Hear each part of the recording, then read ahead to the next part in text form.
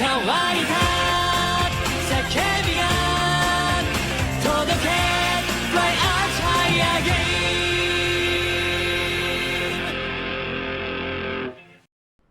Welcome back, everybody, to more of the Dynasty Series deck profiles. It's me, Cooper, and we're going to be moving into Battle City. I believe Duelist Kingdom was quite the success. We had a lot of fans that enjoyed the series, enjoyed the ending, enjoyed every part of the tournament and the deck profiles. So we have decided to continue the series, and we are going to start by getting into a new stat that we are going to be putting onto our list. So, as you all know, we have the attack, defense, speed, and brick stat. Those are the 4 stats we had for Duelist Kingdom. The brick stat isn't as important in this series because most people don't brick as much, but it will still be there. The new stat that we will now be putting into our series list is the skill stat, and the skill stat is something that I'm going to need to go over. But before I do, let's get a quick rundown of all the stats and what they mean again. The attack stat is the overall attack average of every monster that the characters have. The overall attack average in Battle City is 1700 attack and 2200 attack for single tribute monsters. So a regular monster usually has around 1700 attack in Battle City among all of the decks. So that's how we're going to average out the decks for this one. We have the defense stat, which the defense stat is still 1500 and 2000. 1500 for non-tributes and 2000 for tribute monsters. So that stat has not changed in that sense. And another thing that affects the defense stat is spells and trap cards that physically that affect defending your monsters. Then we can get into the speed stat. Now, the speed stat, some people did get confused on. The speed stat is specifically about special summoning potential mixed with card search potential, whether you're searching from the graveyard, searching from the hand, or searching from the deck. You know, something like that. Not searching from the hand, searching from the deck. That also affects the speed stat. And just a little thing I like to add is sometimes it's just the speed in which a person can end a duel. If a person has the ability to FTK, then I'm going to give them a higher speed stat. Usually that means they have search potential and stuff like that. The new stat is the skill stat, and the skill stat is going to be based on methods of winning a duel. So in the last series, Duelist Kingdom, this did not matter as much, but here it is going to matter. And the reason it is going to matter is because we are going to have characters that have multiple win condition methods. So the skill stat is affected by a character's ability to win a duel other than just by battle. So if they can win by battle, that's great. If they can win by burn, that's going to affect their skill stat. So burn cards affect the skill stat. And other win conditions affect the skill stat. Not only that, but the other method that will affect the skill stat is whether or not the cards need specific timing to pull off effects. If you pull off the timing at a specific time, it is usually better than at other times. That is going to be something that affects the skill stat. So that is our new stat. It actually will matter in Battle City and on if people like this series enough for us to do another season. And we still have the brick stat. Brick stat is what it is. It's your ability to draw cards and be able to play them. If you draw cards and they are dead cards in your hand, like Metal Zoa, stuff like that from Duelist Kingdom, those are known as dead cards that you can't do anything with. Oh, I drew Polymerization. Well, that's a dead card. You have to have very specific cards to pull it off. A ritual monster, that's a dead card. A ritual spell card, that's a dead card. That affects your brick stat. Your ability to summon monsters, that affects your brick stat. Your tribute monster from normal level 4 and lower monster ratio, that affects the brick stat. That's going to be what the brick stat is. And even though this series is going to be called Battle City, and we are moving on to Battle City, there are some characters in Battle City that I've allowed to use cards way future into the series, like way into the future of the series. Because me and my friends have agreed we do not want to do the Orichalcos arc because a lot of those cards don't exist, and a lot of those characters did not matter to us as much when we were kids. We have nothing against the Seal of Orichalcos arc. I think it's fun at parts. But we can live without it, honestly. Battle City was way more pivotal to our lives. So we're going to allow characters that did not have as many cards shown in Battle City We're going to allow them to use cards that were in the future of the show, be it Season 4, or hell, even all the way into the future of the show with, like, Bakura and crap, when he was using Dark Master Sword, though Bakura's not getting Dark Master Sword because he showed off enough cards. If they showed off enough cards in Battle City, I don't add anything to them. If they only showed off like 5-10 cards, then I'll add to their decks. But I'm going to continue to try and keep the decks 90% accurate with very little changes on my part just for balancing. So let's get into the first character we're going to talk about in Battle freaking City. It is Master Merrick. Yes, Yami Merrick is here, everybody. His deck is incredible. Looking at this man, he's got some of the coolest monsters in Duel Monsters, including his god card. Let's get into it. The Winged Dragon of Ra. This is his ace monster. This is the card he has been known to. I mean, the only man who could summon it is freaking Merrick. Everyone else who tried failed. He is a legend. So, the Winged Dragon of Ra may be his ace monster, but it is extremely hard to summon. So let's try to get into some of his rare cards, which he does have a lot of. So get ready, everybody.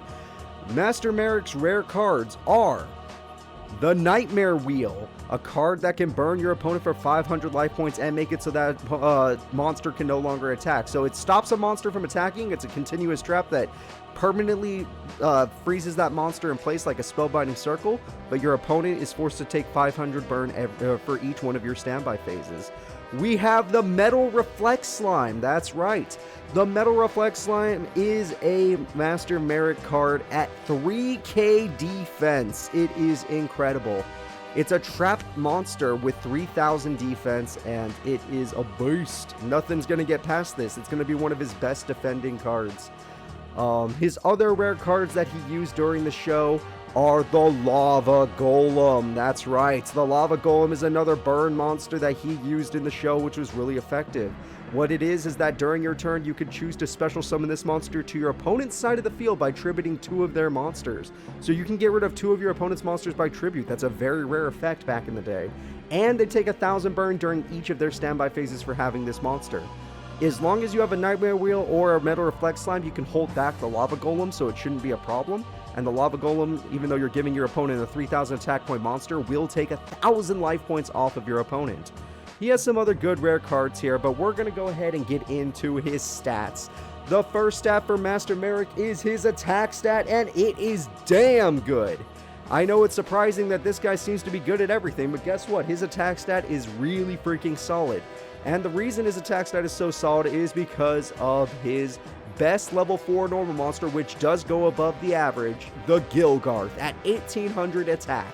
He also uses the tribute monster Mass Beast Desgardius. Yes, I know the Mass Beast card is used by a different character in the show, different characters in the show, but he did use it in Battle City. So his Mass Beast is at 3300 attack and is super freaking strong. And of course, the Winged Dragon of Ra could be the strongest card in this tournament, but because it's only a potential of being the strongest card in this tournament, I could not max out his attack stat. It only could be. It's not guaranteed to be the strongest monster in the tournament. Still, that is really freaking amazing. After that, we need to get into his defense stat, which is not so good. So the reason his defense stat is not so good is because the average defense of monsters in Battle City is 1500. This man's average defense stat is more falling around 1200. Kind of. Some of these monsters are way below 1200, but 1200 is his basic defense stat. He does have some monsters that do go above that and actually hit the average, like Dark Geroid, Legendary Fiend, and of course the only reason why I gave him a not crap defense stat, like not 1 star or 2 star, it has 3 bars, is because he has the Metal Reflect Slime, which could hold back anything, but I only gave him 1.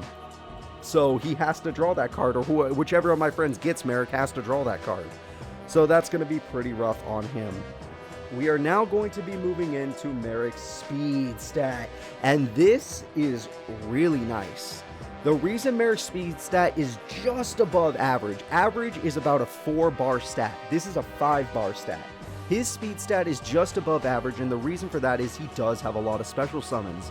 He has triple revival jam. Yes, he uses the revival jam, which gets him a bunch of special summons at the cost of 1,000 life points, but he could just keep bringing them back. Metal Reflect Slime is a special summon. It can be used for helping out for summoning the Winged Dragon of Ra. He has Lava Golem. That is a special summon that is used for that. He has Lacunga. Lacunga is a plant monster that you can banish 2 water monsters in your graveyard to special summon Lacunga tokens. So that is actually pretty freaking helpful. And he has Lord Poison. Lord Poison will summon his plant monster Lacunga from the grave when it gets destroyed by battle. Yes, I know, it's kind of weird to see him with Lord Poison, but these are all Merrick cards from Battle City. And his last thing is the Rope of Life. It's a very risky special summoning card where you have to throw away your whole hand, minimum of 1 card, and then you can bring back 1 monster on the field that was just destroyed by battle. But if you do that, it gains 800 attack. So you throw away your whole hand to bring back a monster destroyed by battle, but it gains 800 attack. But you only need to have 1 card in your hand, so it's not too bad. So let's move on to the brand new stat, the skill stat. And Merrick's deck, not only does it require a lot of skill, which can be seen as something bad, but it has a lot of skill potential behind it where you have more than one option for winning a duel. You don't just have to win by battle. You can stall burn your opponent. And the reason you can do that is because Merrick runs cards like Lava Golem, Boganian.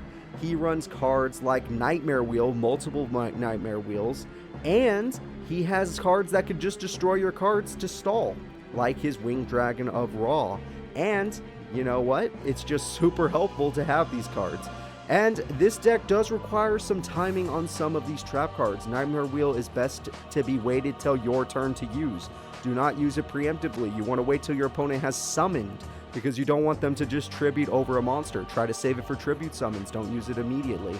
Metal Reflect Slime should be used in an emergency. You don't want your opponent to try and hit it with MST.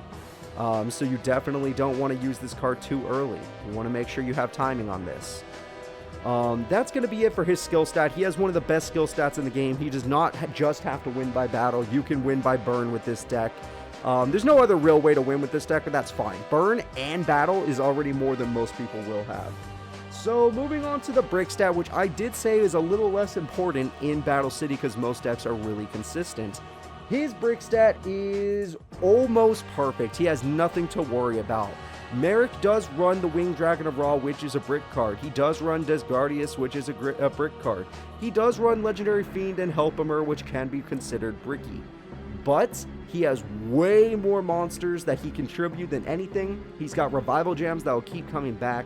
Metal Reflect Slime to keep him safe. He's got the greatest potential ever.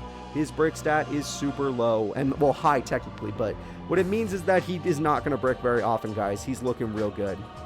So I think that's where we should get into Merrick's potential. Merrick's potential for winning this tournament is a 4-star potential. That is correct.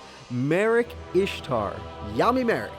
This man has one of the highest odds of winning this tournament. Whoever of my friends gets this deck, I truly believe you can win the tournament with this deck, no problem. His Gilgarth beater monsters can win the duel by battle. His Lava Golems and Nightmare Wheels can win the duel by burn. You have options, people. If you get the Winged Dragon of Ra out, there's only one character in this game with Magic Cylinder.